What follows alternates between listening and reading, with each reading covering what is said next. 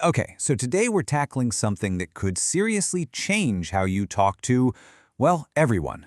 We're going to decode human communication and figure out why some conversations just click and others are a total train wreck. You know that feeling, right? You meet someone new and it's just easy. You're vibing, you're on the same page, it flows. But then you talk to the very next person and it feels like you're from different planets. It's so frustrating. Well, guess what? There's a really simple reason for it. And here's the problem in a nutshell. We all have a default communication style, our own color, if you will. And we just assume that everyone else is speaking that same language. That one little assumption is the source of so much misunderstanding. But what if you could learn to see those other colors? What if you had the key to decode their language? Well, that's exactly what we're going to do. We're breaking down the four-color code, a super helpful framework based on the work of Thomas Ericson. Okay, so it all boils down to four main types. First, you've got reds. They're driven. They're all about power and getting results. Then you have yellows. They're social butterflies fueled by fun and connection. Next up are the greens, who value peace, stability, and just keeping things calm. And finally, the blues. They live for logic, structure, and getting every detail just right. Now, of course, we're all a mix, but everyone has one color they naturally lean into. So, the million-dollar question is, which one are you? Let's do a quick little quiz right now to help you figure out your default communication style. Ready? First question, think about your social battery. Are you more of an introvert or an extrovert? Generally, if you lean extroverted, you're probably a red or a yellow. If you're more on the introverted side, you're likely a blue or a green. See? This one question just cut our options in half. Question 2, how do you make decisions? Are you more logical and task-focused, or are you more driven by emotion and people? If you're all about logic and facts, you're probably a red or a blue. If you're more about feelings and relationships, then you're likely a yellow or a green. You see how we're zeroing in on it? And for our last question, think about how you talk. Do you speak quickly, getting right to the point, or are you a bit more deliberate, choosing your words carefully? Quick talkers tend to be reds or yellows, while the more deliberate speakers are often greens or blues. All right, let's put it all together. So if you're an extrovert who's also logical and task-focused, bam, you're almost definitely a red. Or maybe you're an introvert who's more emotionally driven and people-focused. Hello, green. Using this process of elimination, you should have a pretty good idea of your primary color. Okay, so now that you know your color, let's talk about the tricky part.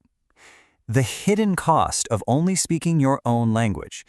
Because how you think you're coming across might not be how other people see you at all. This is where all the friction starts. Let's kick things off with the reds. If you're a red, you're direct, you're decisive, you're all about results. In your mind, you're just being efficient, but that's not always how it lands with everyone else. To a peace-loving green, that directness can feel really pushy. To a fun-loving yellow, your laser focus on the finish line can just seem way too serious. And to a detail-obsessed blue, your need for speed can look downright reckless, like you're just bulldozing over all the important details. Now, what about the yellows? You're the life of the party. You're enthusiastic, creative, constantly spitting out new ideas. You bring this amazing energy to a room. But that same energy can get easily misinterpreted. So, to a results-driven red, all your brainstorming might just sound unfocused. To a green who craves stability, your vibe can feel pretty chaotic. And to a blue who needs all the data, your big-picture ideas might seem kind of superficial, like they're all sizzle and no steak. Okay, let's talk about the greens. If you're a green, your superpower is being calm, supportive, and incredibly reliable. You're the person who holds the team together, always trying to create harmony and avoid drama. But here's the trap. To a decisive red, your need for everyone to agree looks a lot like being indecisive. To an excitement-seeking yellow, your calm and steady vibe can come across as, well, a little boring. And to a blue who needs a clear plan, your hesitation to move forward without everyone's approval can feel super frustrating and non-committal. And last but not least, let's look at the blues. You are precise, logical, and you live for the details. For you, it's all about getting things right, checking the facts, and following the process perfectly. But that careful approach can definitely rub others the wrong way. A red, who just wants to go, go, go, will see your process as painfully slow.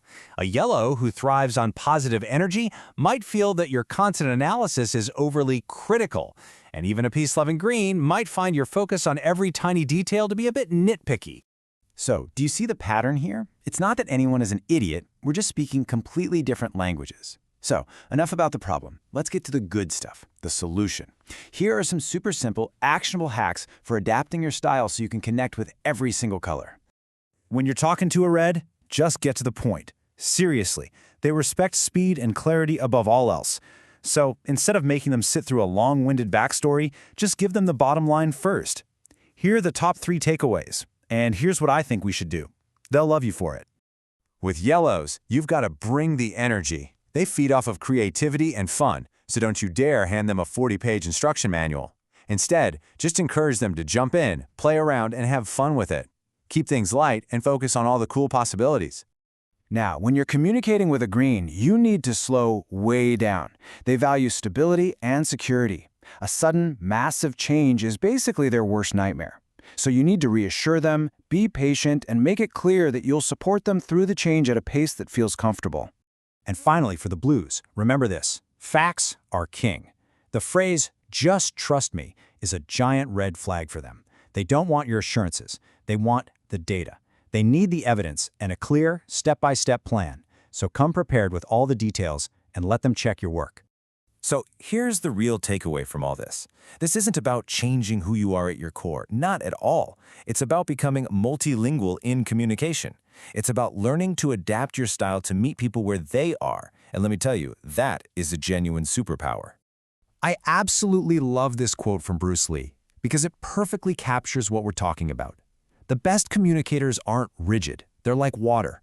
They can adapt their style to fit any conversation, any person, any situation. They become what the moment requires. So I'll just leave you with this to think about. Imagine you could walk into any room, talk to anyone, your boss, your partner, a new client, and create a genuine connection. If you could really do that, what would suddenly be possible for you? What could you accomplish?